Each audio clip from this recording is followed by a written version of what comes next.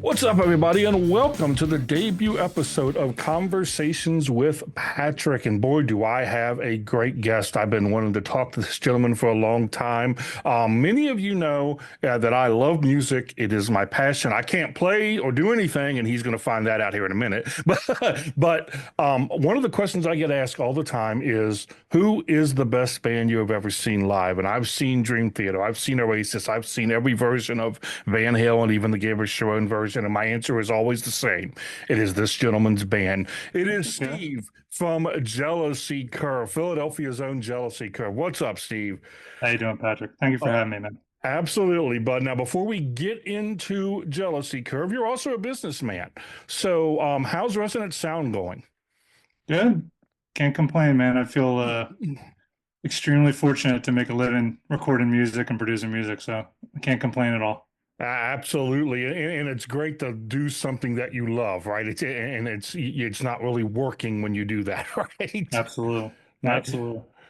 So let's talk about what you're here for, and I mean that when I say that. I remember the first time I saw you all in that little dive bar that I pulled you all into in that winter Yeah. so long ago. That was And about 19 years ago, right around this time, 19 years ago. absolutely, it's funny. I always tell the story when you all pull in because it was right when one of the tire companies was having the recall when you all went to get a U-Haul that morning, and they wouldn't rent to you because you had the wrong tires on the Ford Explorer. So I walk out of the Yeah. bar, and all of you all with Rob and all your equipment packed into a Ford Explorer. That was how Yeah. our first meeting together. So what was the beginnings of the band? It was, for those who know, it's Placid Admiral. Kind of started back when you were at Calder O'Hare, right? With some of the other That, guys. that was our high school band. That was myself and Michael Levy from Jealousy Curve and Michael O'Brien from Jealousy Curve, Hmm. along with our good friends Kevin Schramm and Steven Snyder. That was our band that we formed when we were 14 years old. Just kind of learned how to play music. And Mike Levy and I met freshman year of high school.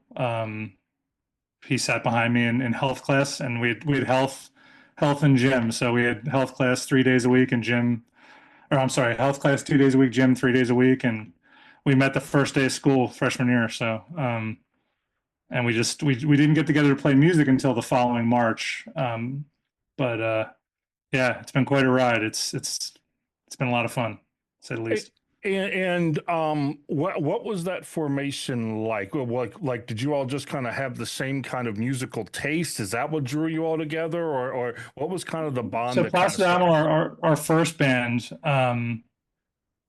Mike and Kevin and I initially jammed as a trio, two guitars and a drum set. If you can imagine that, when you're 14 years old with no bass guitar, it's probably not the best sound in the world. But Mhm.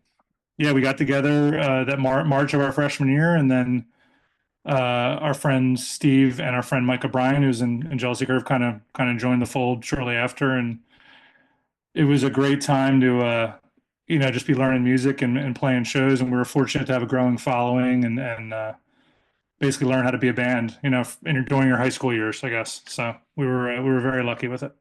And when did Shane come into the picture?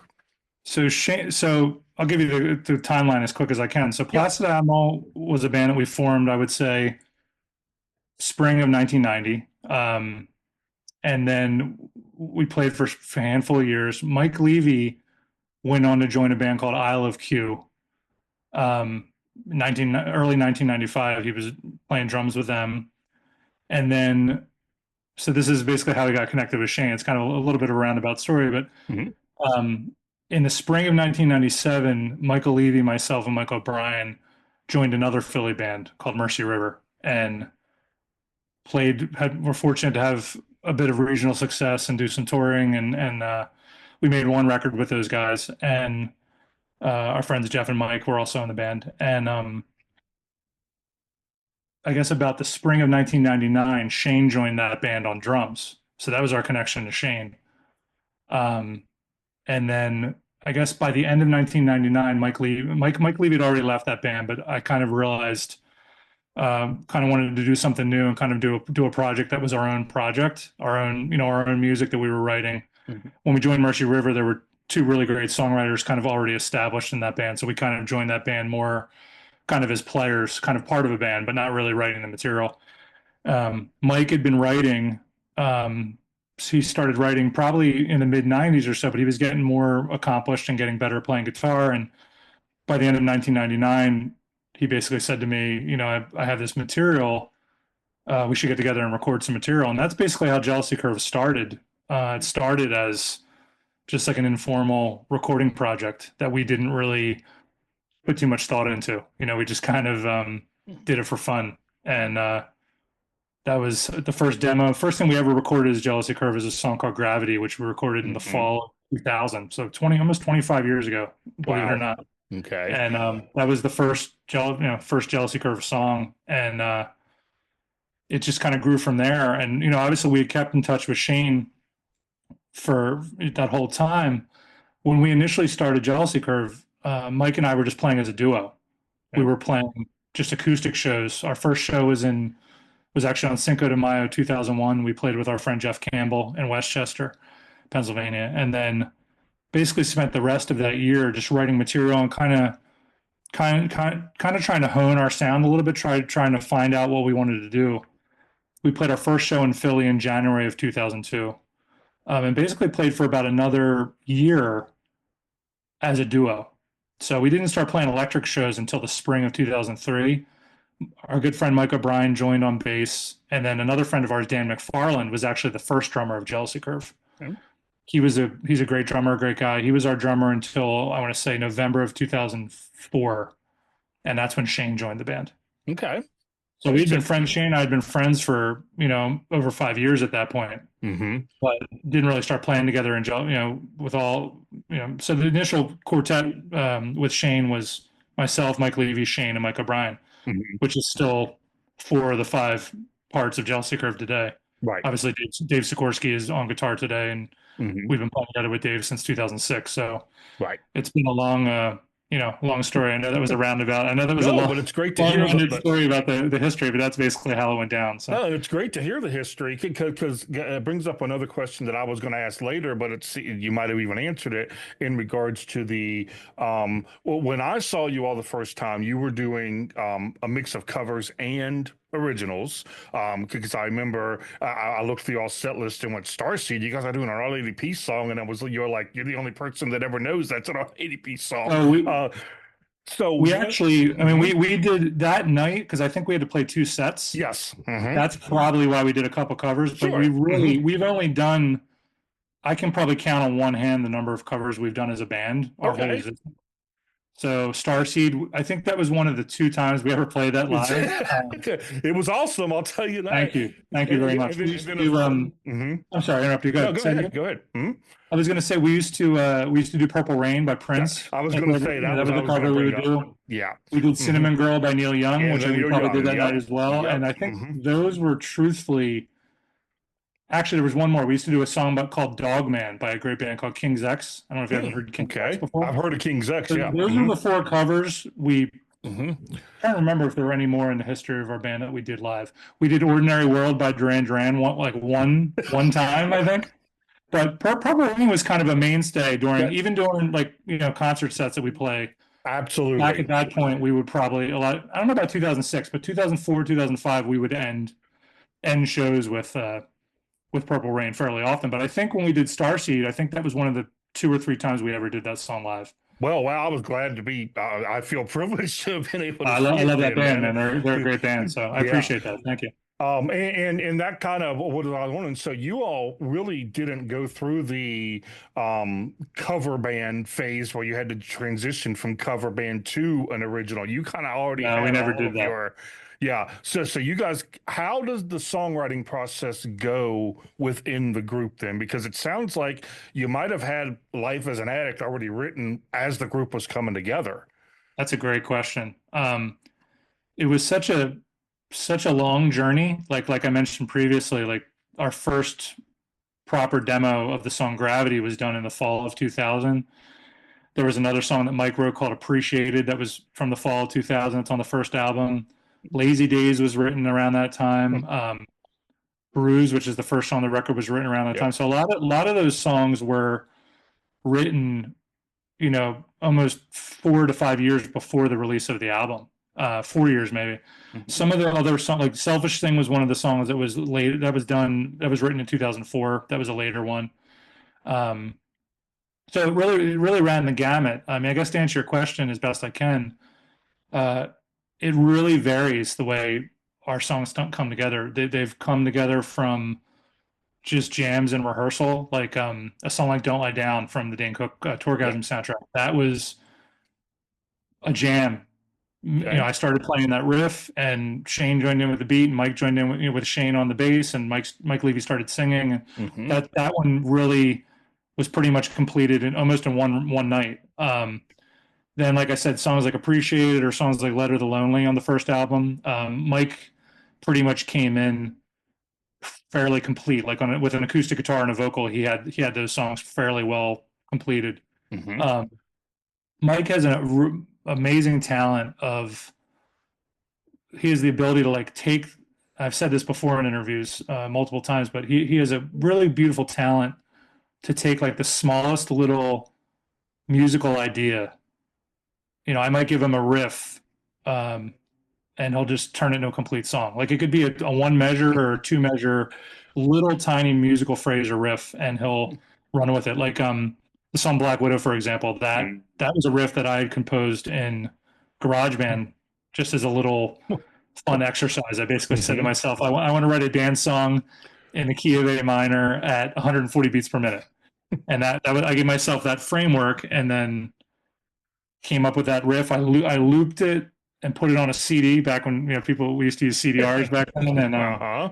I put it on a CDR and I gave it to Mike, and I didn't think anything of it. Like it was probably track 19 on a CD of 25 ideas. Like it was very much at the end, and I gave him that CD, and not 2 weeks later, he came back to me and with a finished demo of Black Widow. Like, so I only gave him that bass riff, that synth riff, I and he figured it was going to he be the just ran with base. it. Yeah, because like a song like Black Widow, for someone who's a fan, who's a listener of it, I would have said just what you said. I would have thought just what you said is that song was kind of birthed out of the bass riff because that's what it Absolutely, starts at, and that's what draws absolutely. you in. Hmm. I appreciate that. Yeah, absolutely. And that was, um, I didn't even have I wasn't playing a keyboard or anything. I didn't have an instrument. I wrote the notes on the staff in GarageBand. You can use like a score editor where you can write in the notes. And I'm not that adept at reading or writing music, but I know enough to kind of compose something simply. And yeah, I basically wrote it's a four measure riff. I just had to think about how long it is.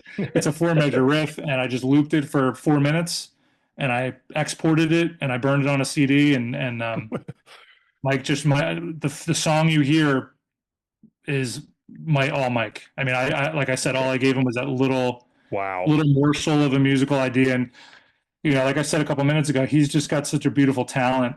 All the guys in the band do have their own unique thing that they bring to the table, which is we're really fortunate like that. But Mike's one of his best talents, in addition to being an amazing drummer and a great guitar player and great bass player and piano player and singer, and he can do it all. But he's got a great ability to just take the smallest little piece of music that you think maybe is nothing. Hmm. It's not even an afterthought, and he'll run with it and just there's a bunch of songs like that.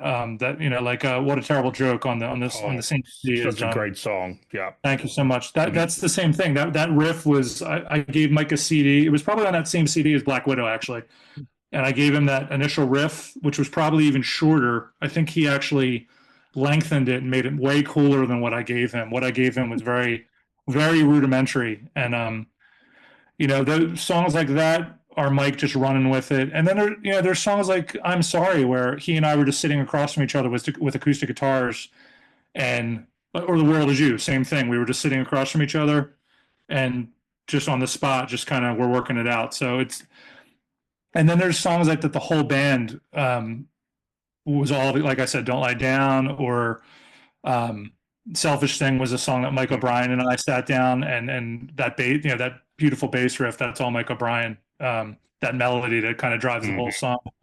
I was on an acoustic guitar. Mike O'Brien we were in our living room at our band house in Upper Darby back in 2004, 21 years ago. And it's unbelievable. And yeah, I had a couple chordal ideas, but really that song took off when Mike O'Brien, just came up with that bass riff and that melody, and it was kind of finished from there. And then Dave Sikorsky has been a huge contributor, and Shane to songs. Hmm.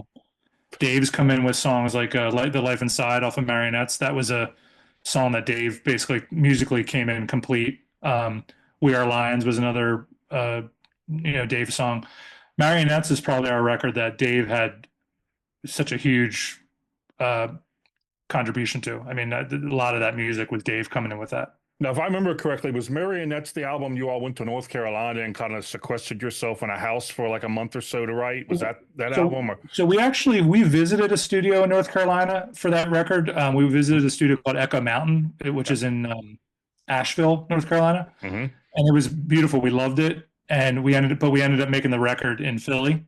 Okay. Now, what you're thinking of, I believe, is probably a lot of the first record, or a good chunk of the first record we did in West Virginia Oh, okay.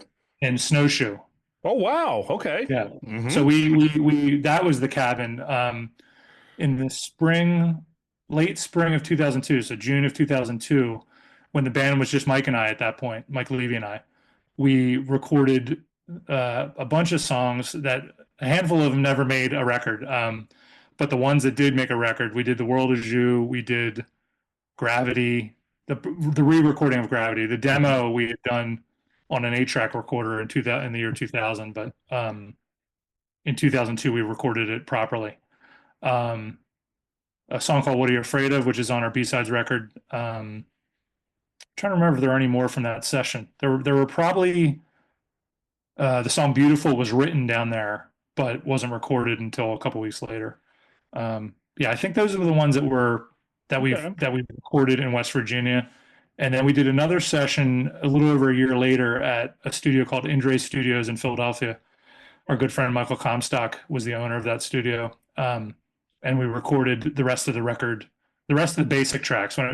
So, and really down in West Virginia, mostly what we got were the initial Mike on the drums, myself playing guitar, like the initial basic track, and then we overdubbed to that.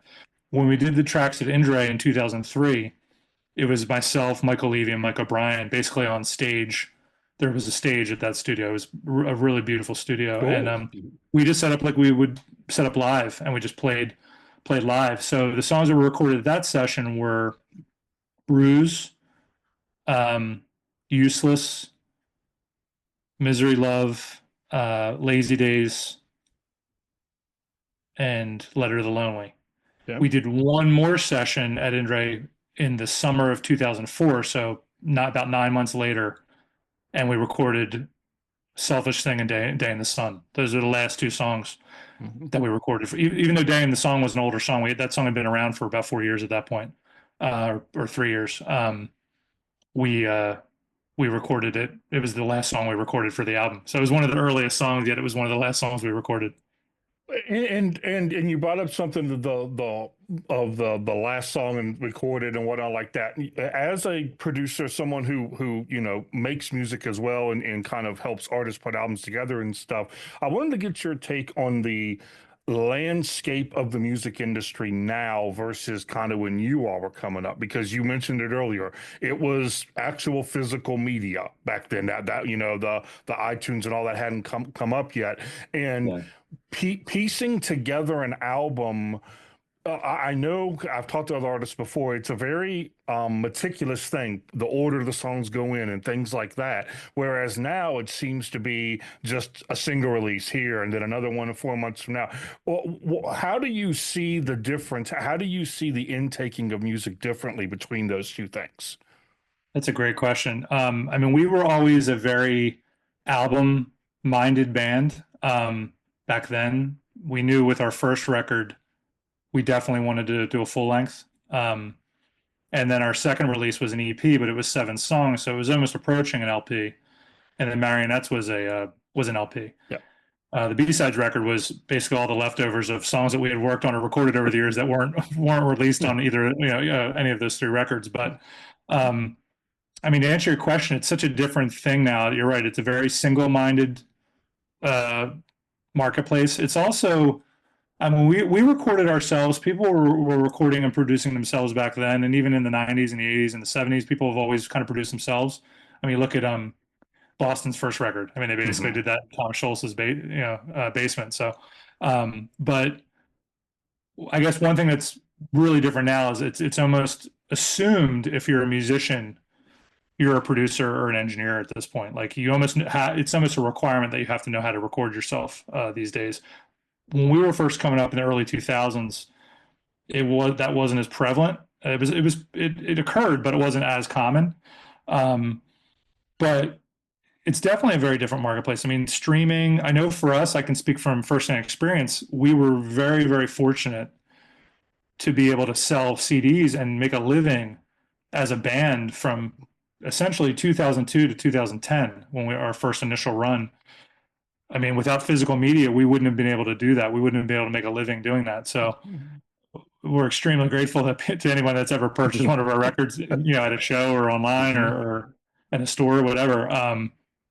But it's very different now. Streaming, it's a totally different thing. I mean, you're right. I don't think there's as much of a listening experience for a full album. I think people have their song they like and they go to that song or they'll do a playlist, which is just a bunch of different artists. It's almost like a compilation at that point.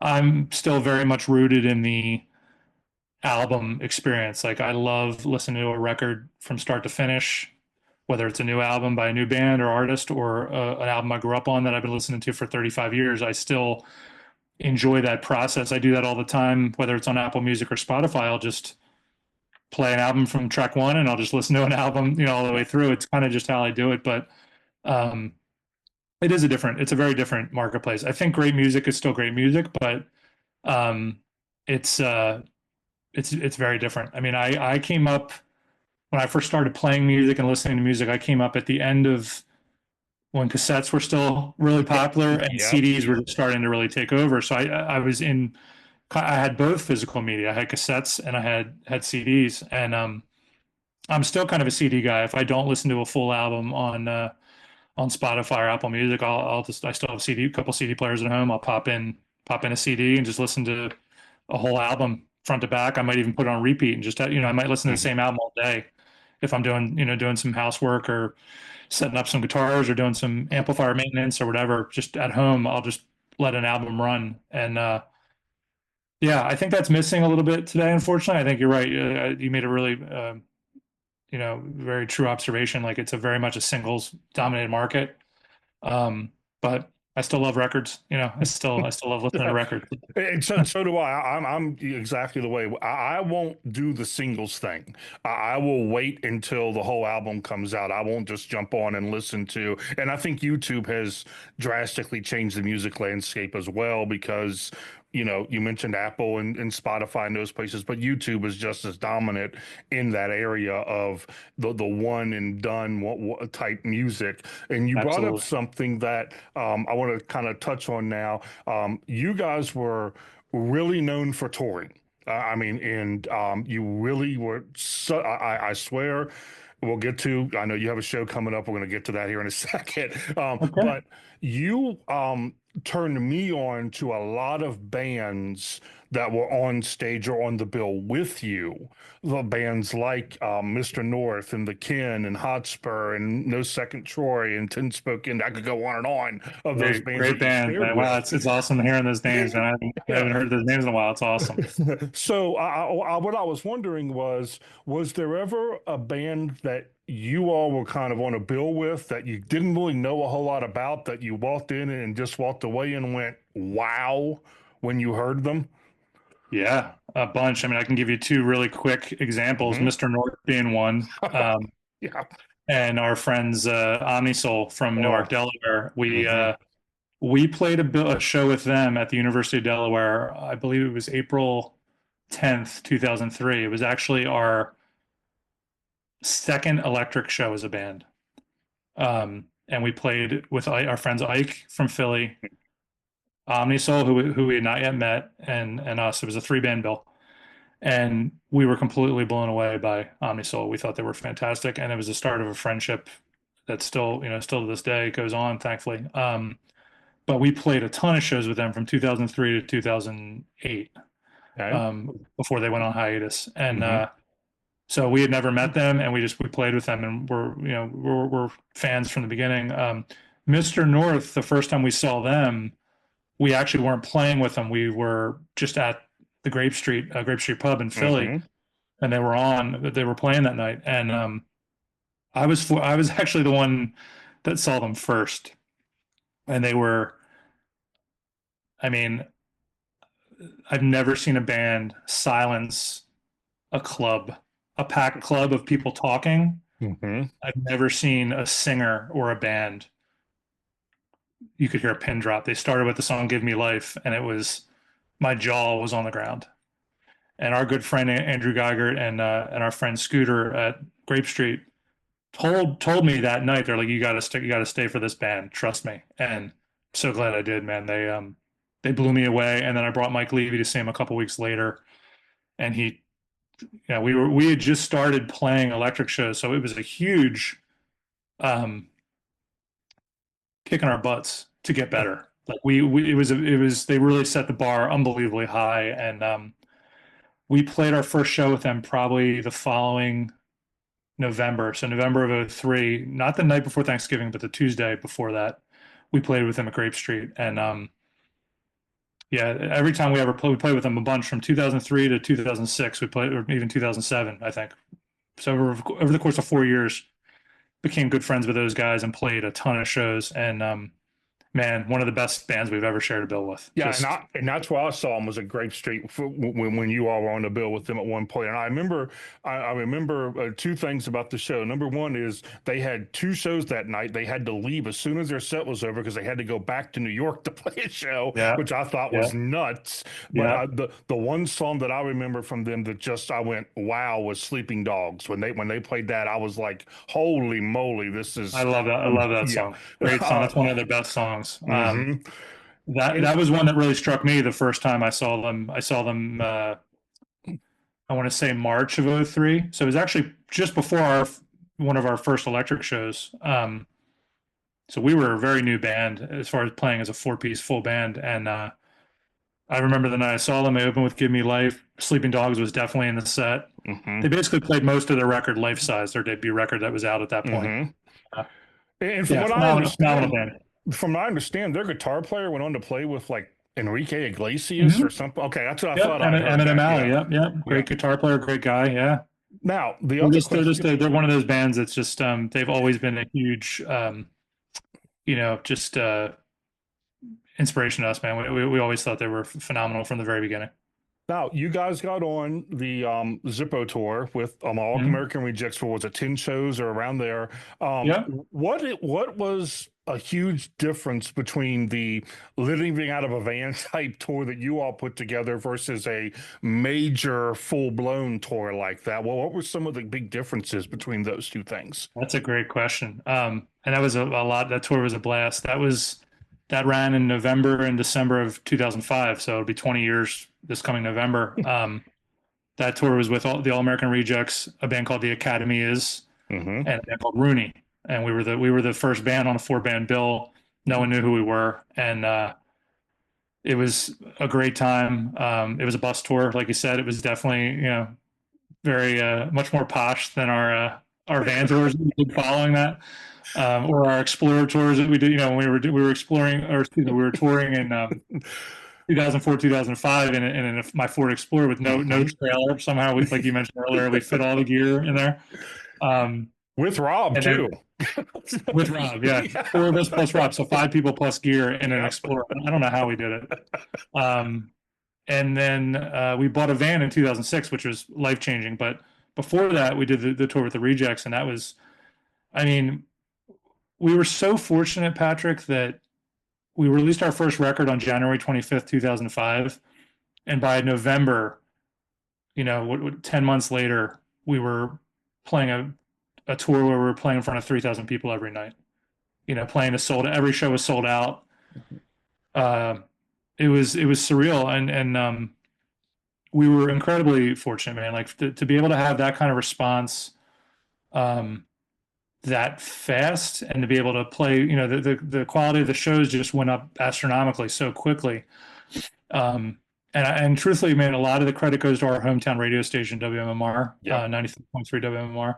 They were a huge catalyst in helping us build a following. Well, was that the same year you all played the MM barbecue? Because I listen to Preston and Steve every morning, so I'm a There, yeah. yeah. We played the MR barbecue in 2008, actually, Okay. Hmm.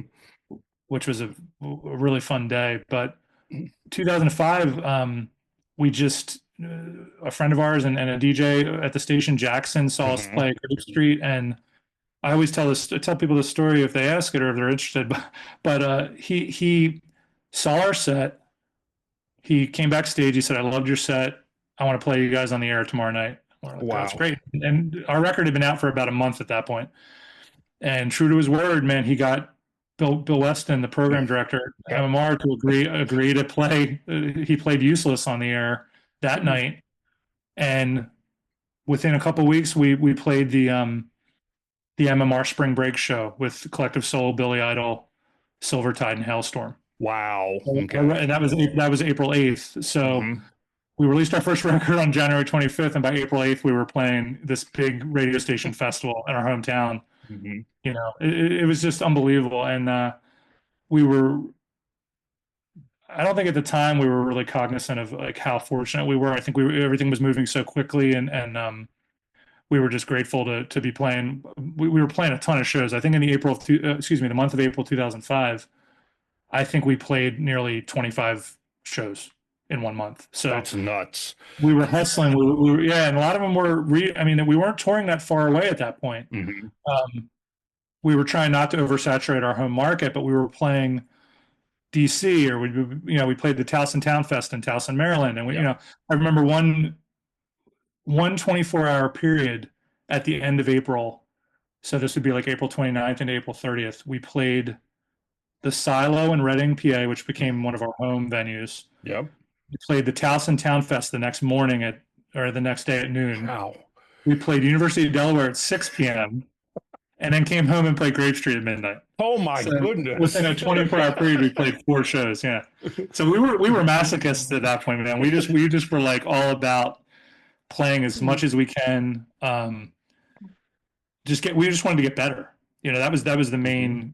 main thing was we just wanted to hone our craft and get better as a live band. And it culminated that year. By the end of that year, we did that Rejects tour, and we definitely got better as a live band as the years went on. A couple years after that, but by the end of that year, we were incredibly lucky to be on a large tour, in a bus, um, playing great venues. Playing. I mean, I remember one of the most beautiful venues we ever played, the Wiltern out in LA. That was like, I remember we got there and we were just like, man, this place is beautiful. And I remember the catering backstage was like they had like crab cakes and like salmon. And we're like poor like starving musicians, and we're getting fed crab cakes and salmon, grilled salmon to be able to play a show in front of 3,000 kids. It was surreal, and we were extremely lucky. But I'll tell you what, Patrick, you asked me to kind of contrast that kind of touring with some of the touring where we did where we were in vans in our van, and then I'll tell you what, they were some of my favorite tours we ever did. We did a tour in 2006, our first tour with Dave, and similar thing. We were playing almost every day without a break. We'd play over 20 shows in one month, and those tours were just as fun. That tour and the tours that followed were just as fun as the larger ones we'd done. So we love to play live. Sure. So whether it's a van or a bus or You'll driving do a it. car when we did Ardmore Music Hall back in December, we don't have our van anymore. So we're all driving our own personal cars. Like it's the same thing. It's a show. You know what I mean? Like we just enjoy it. So Now you mentioned MMR. You all had a little connection with them a few years back too, and it applies to kind of what happened last night. We're recording this night after the Super Bowl. So I don't know if you're an Eagles fan or not. oh yeah, Congratulations if you absolutely. are. But how did that come about? Because didn't you all do something with the Eagles and Casey from MMR Yeah, a we couple we years did back? a absolutely, yeah. That was in the fall of 2019. So we had done a couple reunion shows in 2010s, like 2013. We played the TLA, which is one of our Mhm. home venues in Philly. We did another reunion show in 2017, In the fall of 2019, Casey contacted us with the idea of doing like an Eagles, like a fight song, basically, or like a like a spirited kind of like cheer song or something. And we did so Mike, I give Mike Levy almost all the credit because he wrote the large majority of the song. Casey contributed some lyrics, and a lot of the heavy lifting was done by Mike Levy. And we got together and we recorded it one day. Just had fun. It's just kind of like a straight ahead rock song. We Yep. just wanted to do something that was fun, and yeah. And Casey sang on it. Mike didn't sing on it. Mike was like, he kind of handed the baton to Casey. He's like, if you want to sing, go for it. And Casey, we've known Casey since high school, so Oh, wow. I didn't know that. yeah, Okay. we Yeah. went to high school together. Yeah, and he's always been a really talented. He was in the plays in high school, and he's always been a talented singer. So yeah, that Very was all cool. his idea. That was his brainchild. I remember he texted us and he said, "I got this idea to do this Eagles song. Are you guys do you want to do it?" And we're like, "Well, we're in. We'll do it." And it was the amount of time between when it was written and it was recorded was probably a couple days. Like it was written, Wow. maybe 2 or 3 days later, we went in the studio. We recorded the whole thing in one day, all the music, excuse me, in one day. And then Casey came in the next morning and did the vocals, and that was it. And then Wow. I mixed it the same day he did the vocals. Mhm. So it was done very quickly. Yeah. Now, you mentioned it. I want to go back a little bit and talk about the hiatus break, however you want to, whatever Hmm. word you want to put on it. When you were putting together Under the Vermilion Moon, were you seeing it as kind of a um, love letter to the fans? Did you see it as a going away thing, or did you know you were going to be coming back at some point, or was that kind of like, this is it, we're going to give it to you all, and we're leaving the spotlight type thing? That's a great question. Um, the idea for From Under the Vermilion Moon, the idea for a B-sides record probably was always brewing, even when we were an active band initially up until 2010. We always had a bunch of songs that, like Until We're Free or We Never Want a Legacy or Well, you have some of the Drive old Me Daisy songs. on it, which is Drive one Me of my Daisy. favorites. So Thank yeah. you so much. That was recorded for Life as an Addict, actually. That was one of I forgot to mention earlier, that was one of the Mhm. songs we did at Injury Studios in October of 2003. We recorded that. So that was recorded with the intention of maybe being on Life as an Addict, and we just felt at the time it didn't really fit the material the same way as some of the other songs. We've always enjoyed that song. It's always been just like a fun. That was Yeah. very much like a fun kind of tongue in cheek. Um, I mean, Mike wrote that song. I would say in 2000. That's one of the first Wow. songs Mike ever wrote. That's an old one. Yeah. Hmm. Um, but yeah, we always thought, we have all these songs that we've recorded that haven't been released that maybe didn't fit a record at the time. We always thought it would be cool to maybe put them together as a compilation and put that record out. Um, the record didn't come out till September of 2014, so it actually came out after our first reunion show. Our first reunion show was in September of 2013, the year before. Part of the reason it took a while to get together was we ended up remixing anything that we had a multi-track to that we were able to remix, like Drive Me Daisy or El Matador or um, Face to Face or any of those songs that we had multi-tracks to. What Are You Afraid Of, which was also recorded, that was recorded down in West Virginia for Live as an Addict originally back in 2002. Any of those songs we had multi-tracks to, we remixed. So that was part of what made it take a little bit longer. And then we got the whole record mastered. So it was 31 songs, 32 if you count Don't Lie Down. But we didn't release Don't Lie Down online because we already had a licensing agreement with Warner Music for the Dane Cook thing, so we weren't able to release that. But we did, people that ordered Vermilion Moon online from us directly, we gave them Don't Lie Down. Um, but yeah, so long story short, the idea was always brewing because we knew we had all these songs. We had a large batch of songs that weren't released on records, but yeah, we finally got out in 2014, and we still play, like at the show at Ardmore back in December. We still play El Matador live. We Don't Understand live for the first time. We had never played that live before because that was Wow. just a demo. Hmm. Um, so and we never won a legacy. We played Until We're Free. There's songs on that record that have always been songs people reacted to live that we still play, in our Hmm. sets. So yeah. So let's talk about the future. I mean, we got a few minutes left here. I know you've Yeah. got to run And here soon. well, I'm happy to go longer than 7 if you have any more questions. Okay. Um, how did the show in December come about? Because it had been a while. You did the well. First off, how's Mike's health? Well, I should have asked that from the very beginning, but that's He's doing great. mm, He's doing great. I know I didn't okay. mention it. We did do a benefit show for him In in 2017, 2019 yeah, with 19. a bunch of our friends as guest vocalists, Yeah. Colin from North, Jimmy Necco, a bunch of friends singing Mike's songs Mike sang on a record. We Mm-hmm. had a bunch of people come together, and but I appreciate you asking that. He's doing couldn't be doing better. Great, We're great. extremely grateful. Yeah, he's a machine. I always say it. He's an animal. He amazes me, but he's doing really well. Thank you. Great. So, But how did the December show come about? When did the conversations kind of start that out? Do we want to kind of rev it back up again? And how did that come about? great question. So we've actually been quietly rehearsing a lot of this new material for a couple years now under the radar, with the intention that we knew we were going to make another record. Um, you know, when Mike got sick back in 2018, I think it was a huge, you know, signal to us that how fragile life is. And when he got better, it was like, we got to make another record. Like we have, and really, Mike was the catalyst to it all. Mike, as he's always been with everything, with Jelliger. Um, I mean, he's such a strong dude, and he got healthier, and he's like, you know what, I'm gonna start writing again. He started writing. Dave would give him music. I would, we were all throwing Mike O'Brien, Shane with beats. We were just throwing him ideas, and um, it just turned into a bunch. The songs kept kind of growing, and we really didn't have an intention to play live at that point. We've demoed a bunch of. We have 12 demos of songs, and I think the idea to play live actually came about this summer.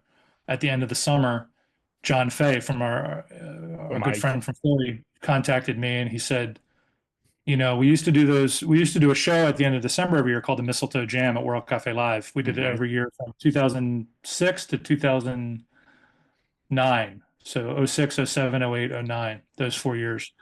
And he said, what do you think about doing something like that? Not calling it Mistletoe Jam, but doing something together around Christmas. And I bounced it off the guys, and everyone was down, and that's how. And we did, Okay. Arbor Music Hall contacted us about. Actually, John was in contact with Arbor Music Hall about finding a venue.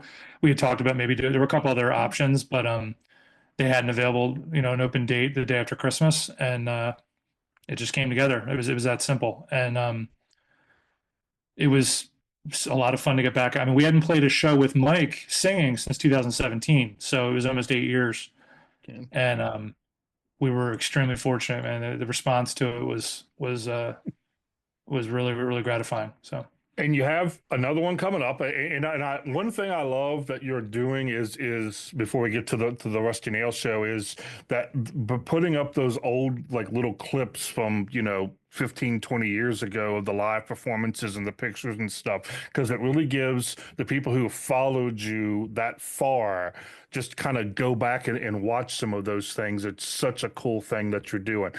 How thank you. much footage do you have? Let's put it that way. A great question. We have and it runs the gamut from flip phone videos from 2004, like Uh-huh. very low resolution, to stuff that's like the post I put up the other day with a clip from Gravity from a Philadelphia show. That was a pro shot show with 3 cameras, and so we have stuff that runs the gamut. If we think it's something that might be something people want to see, we'll put it up. We don't want to, overshare, but Hmm. if we think it's a cool clip or a cool photo, we might put it up. But yeah, actually have a bunch of multi tracks as well of different live shows, and I know it's a little bit off the path of what your question was, No, but actually, that's also, exactly where I was going with it because I know someone asked in one of the comments, is there a soundboard live recording coming at some point in the future and you're to respond it, you want to get the studio album out first. But is that something that's possible down the road?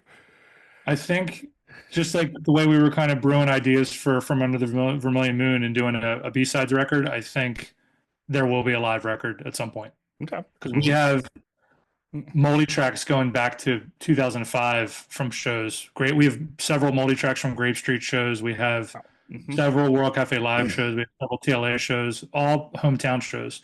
We have a Mhm. ton of board recordings too. We actually have the just two-track stereo board recordings. We have the whole tour that we did with the All American Rejects, every show recorded. Mhm. Now they're board mixes, so they're sometimes with board mixes the vocal tends to be a little bit louder than what it Mhm. would be on a multi-track on a mix. But yeah, to answer your question, like I do think it's going to be something that we're going to do. I think we're going to try to be a little bit more aware and a little more um, kind of forward thinking to try to videotape these shows moving forward. Yep. When I say videotape, that's such an annotated term. That's not, No. record on it digitally, not videotape. Um, but yeah, I think we would love to put out a live record one day. Maybe it's with a video. Obviously, it Mhm. probably wouldn't be a DVD at this point because the physical media is kind of it's Sure. not really as common. But Mhm. some kind of live thing, whether it's video and audio or just audio. I do think we will do that definitely. Awesome. Now, Rusty Nail, March 29th, right? A ticket's still available. Let's start there.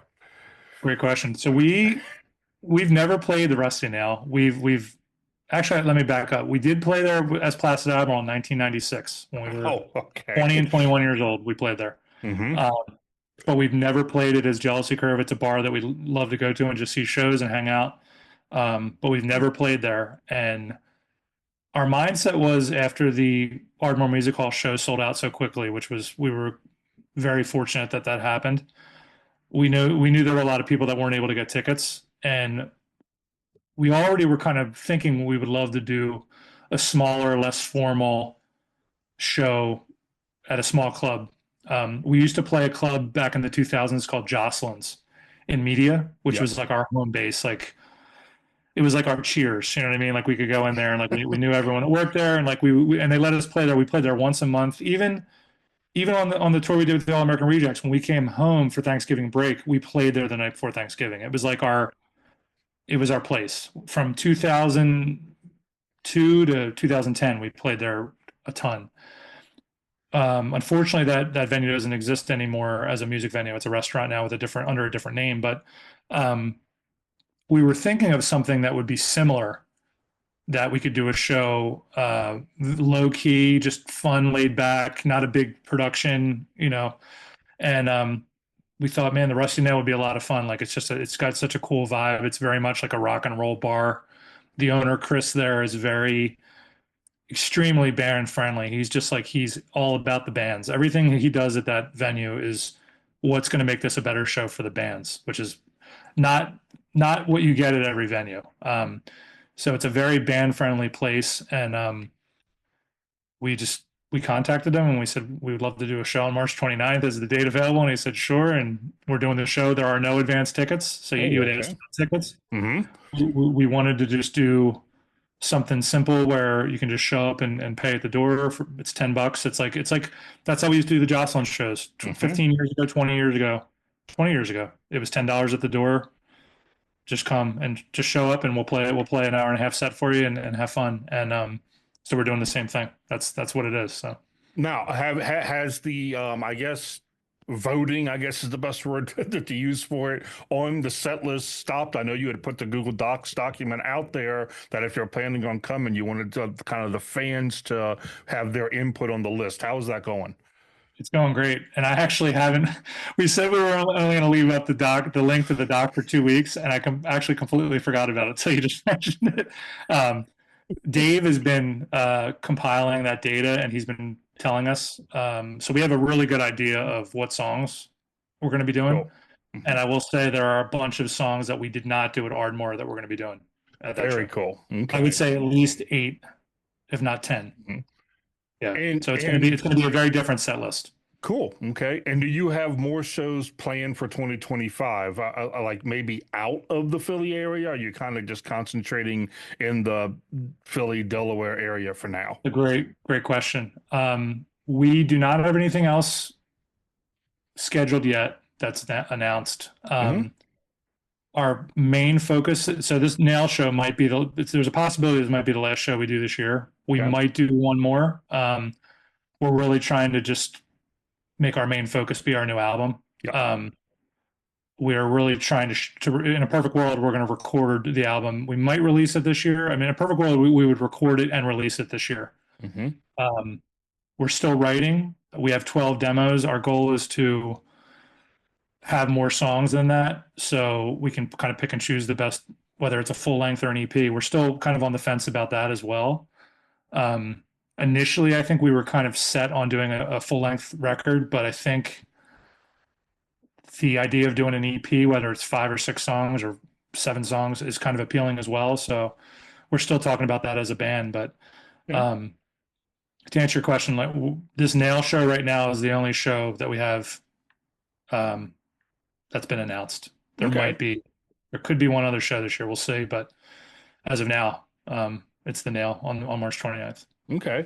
And I did skip over a question I wanted to ask you. We got to talking about something else and I forgot to go back to it. We had talked about the bands that just absolutely blew you away when you shared the stage with them. Was there any show in your all's touring days that you all passed that you kind of kicked yourself later on? Why did we not play that show? No, No, dude, okay. not that I can think of. We were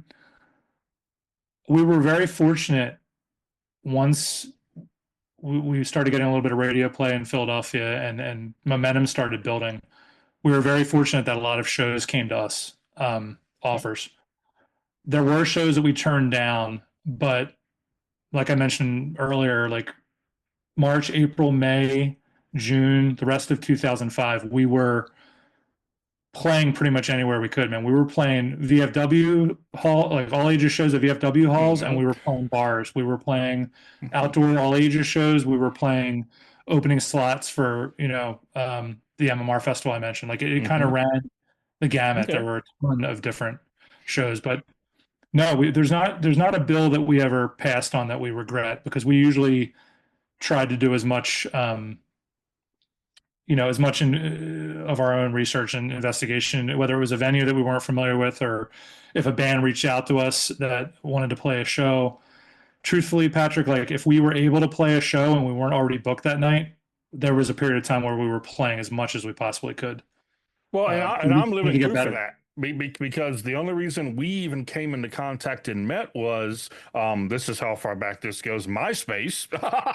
Yeah, You all were playing Philly one night and I think Charlotte like the 2 nights later or something like that. yeah, And I reached out to you. I was like, you all want to show in between those 2 nights. And you are 100% right when you said if you could play it, you would play it because yeah. that's how you came to through the tiny hick town that I live in to play that Martinsburg, show. West Virginia. Yeah. Martinsburg, West Virginia, We exactly.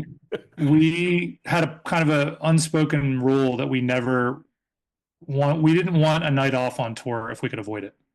Hmm. So it was very common for us.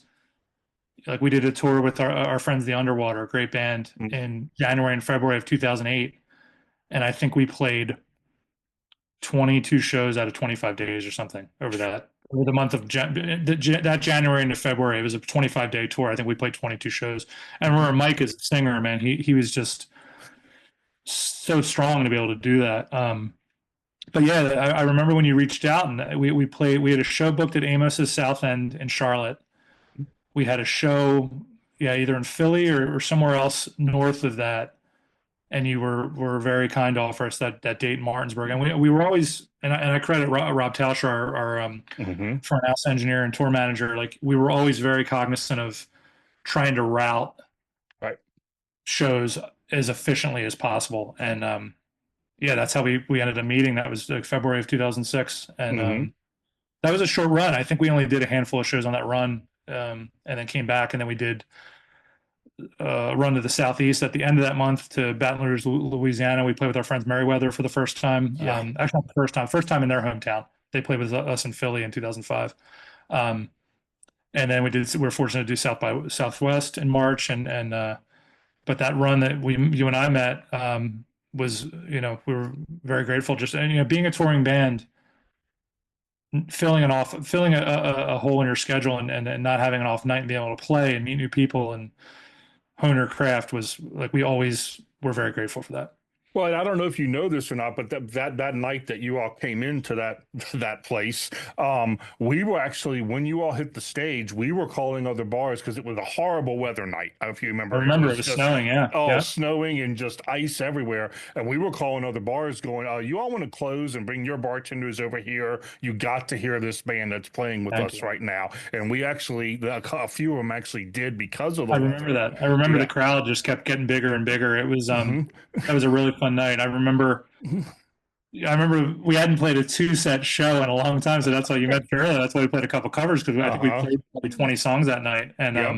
we only had one album out at that point. We only had Life as an Addict. So um, yeah, that was a fun memory. That was a neat time for the band, and obviously very grateful to meet you and play that show. I still remember we played with a band called Bland that Yep. night. They were a local band, and they were awesome. I think they actually let us use their drums. That was probably part of the Hmm. reason we fit our band and all of our gear minus the drums in our Explorer, because Bland offered the use of their drum kit, which was awesome. Yep. And I remember they had a female drummer. Yes, Yeah. yeah, Hmm. yeah, and great band. And Hmm. yeah, that was a fun time, and it was a fun time in the band's life, definitely. Okay, let's have a few personal questions, not too personal, but just some fun Yeah, personal questions, because you talked sure. about you're like me, you like to listen to albums straight through. So if you're going to tell somebody, let's do classic first because we'll get to the modern one. You have to go pick one album to listen to straight through that no one's ever heard before. What would it be? So an album that's not that well That's known not that well known, popularly. exactly. Yeah. Hmm. Great question. I'll give you two. Two of my favorite bands of all time. Band called School of Fish. Okay. Album is called Human Cannonball. Um, Life-changing album for me. One of my biggest influences as a guitar player and musician and songwriter. Second album would be Villa Lane by Remy Zero. Mm. Yeah. One of our favorite bands. Huge influence on Mike and I, especially when we started the band. Okay. Huge influence. Yeah. Now, what about a more modern album? Let's say in the last couple of years. What's something that you've heard that's really kind of stuck with you? Because I know modern music gets a lot of crap sometimes because Yeah. there can be a lot of iffy stuff out there. But what's something that may be under the radar that somebody hasn't heard that you say, go check this out? It's a great question. Let me think. Under the radar is tough. Let me see if I can come up with a good under the radar. Um, Or a popular one that you just said, hey, this really struck me when I listened yeah, I to it. mean, Tame Impala's Currents record was I love that record. I used to listen to it all the time back when it came out. I mean, that's not that recent. That was 10 years Hmm. ago. So, um, I'm not sure, man. Trying to think of a full length that, I mean, Borns is a great artist. I've listened to a bunch of his stuff. His record Dopamine was really enjoyed that one. Man, you're putting me on the spot here, Patrick. I'm trying to think. Um, I mean, it's funny, man. I listen to a lot of modern music, but I think as far as full length records that I still gravitate towards are like older records. Okay, Like give me your I'll probably put on Led Zeppelin's Houses of the Holy okay. before I'll Hmm. put on a modern record. You know what I Okay, mean? give me your top five. Top Top five five that records of all time. you'll listen to straight through. Yeah. Hmm. Oh That you wow. just put on and just kind of go.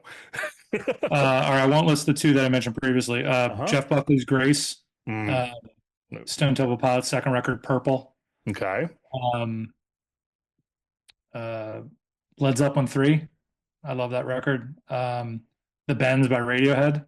Mm. Okay. Um, you think it's a tough one. And there's so many. Recently, what have I listened to? Trying to think of Nirvana's Nevermind, man. I Mm. had that on the other night. I was doing Okay. some guitar maintenance, and I was like, you know what? I haven't listened to this record in years, and I just put it on. So that was a huge record for me when I was in high school. Cool. Okay. Yeah. Now you said you're a CD guy. Do you do vinyl at all? Have you dove into that I do. vinyl thing a little? Okay. I do. Mm-hmm. I have a turntable. I don't have that many records, but I do have a handful of records. Yeah. I mean, I love vinyl. Mm-hmm. Um, I probably still gravitate towards CDs because a lot of times what I do with my work with production, like I'll import if I'm using a song as like a mix reference, Mm-hmm. I'll import it into a session, that kind of thing. So Okay. yeah, I still love digital files but I love vinyl as well. They're two different experiences. Yeah. So, well, Steve, I'm going to appreciate you taking up time. Do you have anything else you want to add? Anything you want to say before we head out of here today? I'm just, dude, Patrick, I'm so appreciative that you reached out to me and wanted to do this. And I'm just grateful that people still remember, number one, remember that we have a band, and number two, enjoy the band. I mean, that's we're coming up on our 25th year, man. October of 2000 was the first time Mike and I ever recorded anything when we recorded the first demo of Gravity. And the fact that you and other people enjoy the music is extremely gratifying to us, and we're very grateful for it. Well, I want to say something. I've never said this to you. I've only said this to one other person. When I met you, back in that time when you all came in and whatnot, I was going through a very, very difficult time in my life. I was going through a divorce. I was very much a depressive. You might not even have known that at the time, probably whatnot. And music was kind of like my outlet to try to get me through each and every day. And there were two albums during that period that were really what kept me alive. And I mean that literally, Steve. I truly do. One of them was Sister Hazel's Chasing Daylight, which I've had a chance to talk with Ken Block from Sister Hazel through Facebook about that. And the other one was Life as an Addict. And those two albums literally are what kept me going when I was going through that time. And I just wanted you and the rest of the band to know that your music does have that kind of impact on people. Thank you. That means so much to me. Hmm. I'm sorry that you went through that time in your life, but Hmm. I'm grateful that our music was able to help you with that through that time. Maybe a little bit, just give a little bit of comfort. Thank you for saying that. That means a lot. Thank you. Absolutely, bud. And I want to thank you for taking the time. If you're interested in being on Conversations with Patrick, you can email me at the email on the screen right now or visit the website on the screen right now. And Steve, I'm going to try everything I can to get up to the Rusty Nails show. I don't drive, so it's very difficult for me to get from West Virginia to Pennsylvania. I've actually reached out to Kathy, if you remember Kathy and Kate. Yeah, I've of reached course. out to Yeah. her, checking to see if she might go, and I might be able to hitch a ride. So you may see me next month. I don't know, but thanks so much for joining me today, bud. Thank you. We really hope to see you, Patrick. Thank you for having me. Thanks.